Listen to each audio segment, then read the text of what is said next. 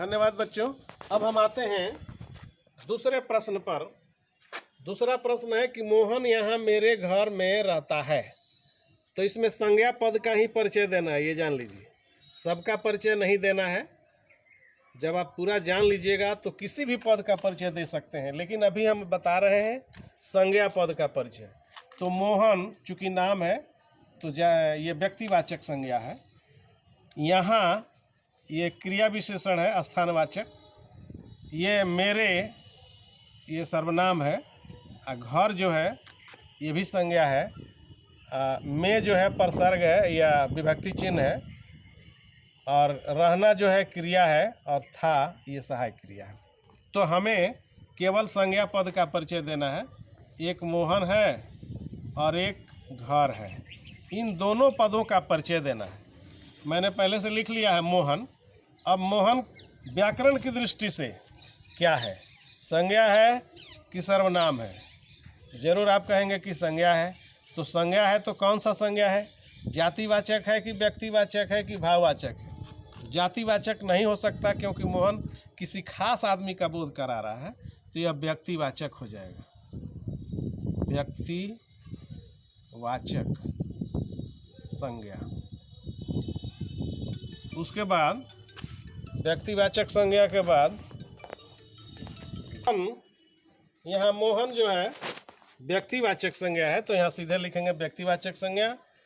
और उसके बाद उसका लिंग नंबर 2, व्याकरण की दृष्टि से देखने के बाद उसका लिंग देखेंगे, स्त्रीलिंग है कि पुल्लिंग है। अब थोड़ा जल्दी हम किसको करेंगे। तो ये स्त्रीलिंग है या पुल्लिंग है? तो पुल्लिंग है मोहन, पुल्लिंग है। उसके बाद से उसका वचन क्या है, एक वचन की बहुवचन? तो एक वचन है। उसके बाद उसका कारक क्या है? तो काम करने वाले को कर्ता कारक कहते हैं। मोहन कर्ता कारक, कर्ता कारक। उसके बाद से उसका काल देखेंगे, भूतकाल, भविष्यकाल, वर्तमान काल। तो यहाँ था है, रहता था, इसलिए ये भूतकाल होगा। तो हम यहाँ भूतकाल लिखेंगे। काम जो हो चुका है वह भूतकाल है। काम जो खत्म हो चुका है, पहले ही बीत चुका है, तो वह भूतकाल कहलाएगा। उसके बाद हम देखेंगे इसकी क्रिया से क्या संबंध है। तो वही क्रिया का कर्ता है, चूँकि काम यही कर रहा है, तो यहाँ लिख देंगे क्रिया का कर्ता। ये क्लियर। उसके बाद है घर। इसी सेंटेंस में, इसी वाक्य में मोहन यहाँ मेरे घर में रहता है। तो घर क्या है? घर एक का बोध नहीं कराता, बहुत सारे घरों का बोध कराता है, इसलिए जातिवाचक संज्ञा है। यहाँ लिखेंगे जातिवाचक संज्ञा। उसके बाद पुल्लिंग है कि स्त्रीलिंग है? घर पुल्लिंग है। घर अच्छा है।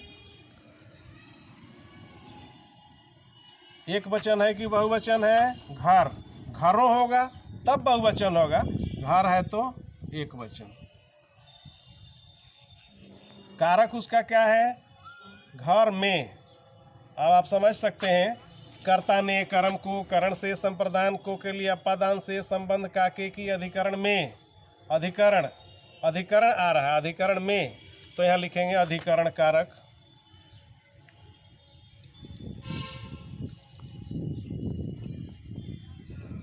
अधिकरण कारक। और कारक के बाद उसका काल देखेंगे। था है, घर में रहता था, तो भूतकाल।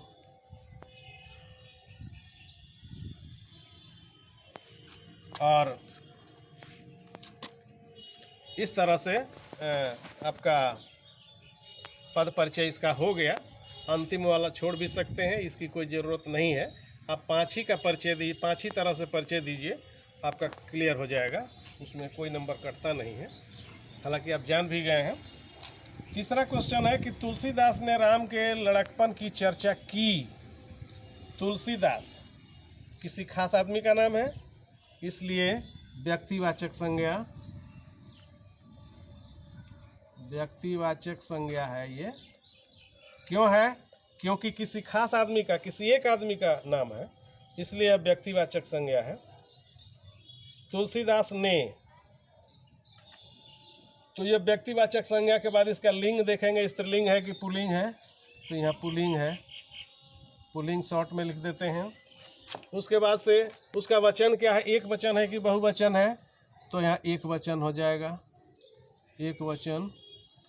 तुलसीदास, चूंकि एक आदमी का नाम है तो एक वचन। इसका कारक क्या है, कर्ता ने, देख रहे हैं, तुलसीदास ने, तो कर्ता ने होता है, तो यहाँ ने की कारक की विभक्ति जो है ने है, इसलिए कर्ता कारक हुआ। कर्ता ने कर्म को करण से, आपको याद करना होगा कारक का भेद। मैं अगले दिन उस वीडियो को जारी कर दूंगा जो कारक की विभक्तियाँ होती हैं, तो उसको आप देख लेंगे।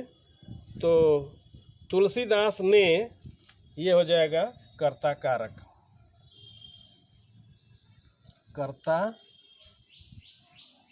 कारक। तो कारक के बाद आप देखेंगे काल क्या है। राम के लड़कपन की चर्चा की, यानी बहुत पहले की बात है, तो भूतकाल। और इस तरह से इसका भी पद परिचय हो गया। अब देखिए लड़कपन। अच्छा, यहाँ देखिए तुलसीदास, राम और लड़कपन, तीन तीन यहाँ पर संज्ञा है।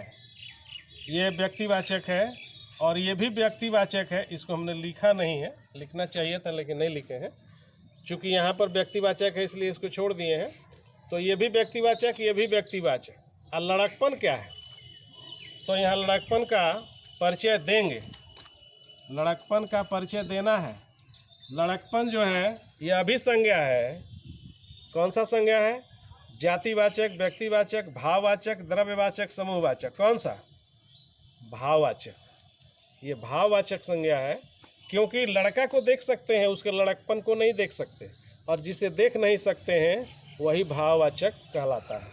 तो यहाँ लिखेंगे भाववाचक संज्ञा, भाववाचक संज्ञा। और इसका लिंग क्या है, स्त्रीलिंग है कि पुल्लिंग है, तो पुल्लिंग है। एक वचन है कि बहुवचन है, एक ही आदमी का बोध हो रहा है। लड़कपन, राम के लड़कपन, तो राम अकेला है तो एक वचन, एक वचन। उसके बाद से देखेंगे उसका कारक क्या है। कर्ता ने कर्म को करण से, संप्रदान को के लिए अपादान से, संबंध का के की, लड़कपन की, यहाँ पर की है। कर्ता ने कर्म को करण से, संप्रदान को के लिए अपादान से, संबंध का के की, तो संबंध कारक। तो यहाँ लिखेंगे संबंध कारक।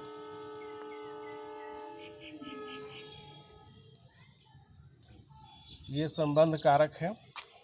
और उसके बाद से काल देख लेंगे, तो ये भूतकाल।